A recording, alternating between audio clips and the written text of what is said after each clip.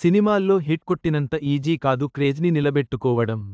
Star హీరోలకు పర్లేదు, 3-4 flops పడినా సరే కొత్త ప్రాజెక్టులు వస్తాయి. యంగ్ హీరోల పరిస్థితి అలా ఉండదు. మూవీ ఫెయిలైందంటే తర్వాత దినదిన గండమే. దర్శక నిర్మాతలు కూడా వీళ్ళని లైట్ తీసుకుంటారు. రీసెంట్ టైంలో అలా కొందరు హీరోలు పూర్తిగా స్క్రీన్పై కనిపించట్లేదు. ఓ రకంగా చెప్పాలంటే అజ్ఞాతవాసం చేస్తున్నారు.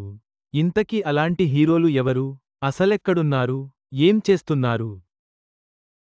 మెగా ఫ్యామిలీలోనే ఇద్దరు హీరోల చేతిలో ఇప్పుడు కొత్త ప్రాజెక్టులు లేవు. ఉప్పెనతో హిట్ కొట్టి, ఎంట్రీతోనే 100 కోట్ల రూపాయలు కలెక్షన్ అందుకున్న వైష్ణవ్ తేజ్ ఇప్పుడేం చేస్తున్నాడో తెలియదు. ఉప్పెన తర్వాత 3 మూవీస్ చేస్తే అవన్నీ ఫ్లాప్. చివరగా 2023 నవంబరులో ఆదికేశవతో వచ్చాడు. తర్వాత నుంచి పూర్తిగా సైలెంట్. అల్లు అర్జున్ తమ్ముడు శిరీష్ కూడా హీరోగా ప్రయత్నిస్తున్నాడు గానీ వర్కౌట్ అవట్లేదు. గతేడాది ఆగస్టులో బడ్డీ అనే మూవీతో చివరగా కనిపించాడు. అప్పటినుంచి ఇతడు కూడా సైలెంట్. ప్రస్తుతానికైతే శిరీష్ ముంబైలో ఉంటున్నట్లు తెలుస్తోంది. RX-100తో అదిరిపోయే క్రేజ్ తెచ్చుకున్న హీరో కార్తికేయ తర్వాత కూడా పలు సినిమాలు చేశాడు. మంచి యాక్టర్ అనిపించుకున్నాడు. కారణమేంటో తెలీదు గానీ గతేడాది రిలీజైన భజే వాయువేగం మూవీ తర్వాత నుంచి సైలెంట్. ప్రస్తుతం ఫ్యామిలీ బిజినెస్ చూసుకుంటున్నాడని తెలుస్తోంది. మరి కొత్త మూవీ అప్డేట్ ఎప్పుడు ఇస్తాడో?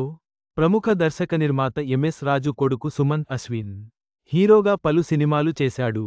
కేరింత ఇతడికి గుర్తింపు తీసుకొచ్చింది.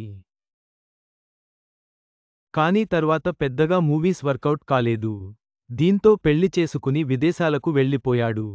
ప్రస్తుతానికైతే హీరోగా సినిమాలు చేసే ఇంట్రెస్ట్ ఉన్నట్లు కనిపించట్లేదు. 90స్లో లవర్ బాయ్ ఇమేజ్ సొంతం చేసుకున్న తరుణ్ కూడా ప్రస్తుతం సినిమాలేం చేయట్లేదు.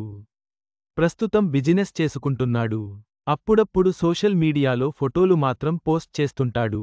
వీళ్లతో పాటు అల్లరి నరేష్ సోదరుడు రాజేష్ కూడా సొంతం సినిమాతో మంచి గుర్తింపు తెచ్చుకున్నాడు. ప్రస్తుతం ఇతడు కూడా సినిమాలకు పూర్తిగా దూరమైపోయి బిజినెస్లోకి ఎంటర్ అయినట్లు తెలుస్తోంది.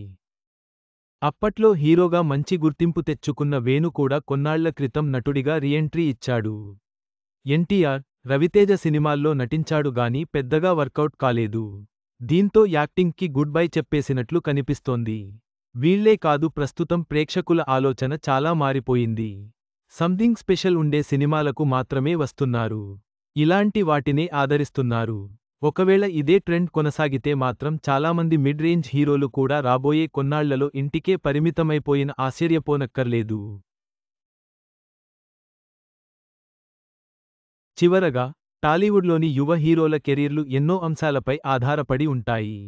కొత్త అవకాశాల కోసం వారు ఎదురు చూస్తున్నారో లేదా ఇతర రంగాలకు మళ్లుతున్నారో తెలుసుకోవడం ఆసక్తికరంగా ఉంటుంది.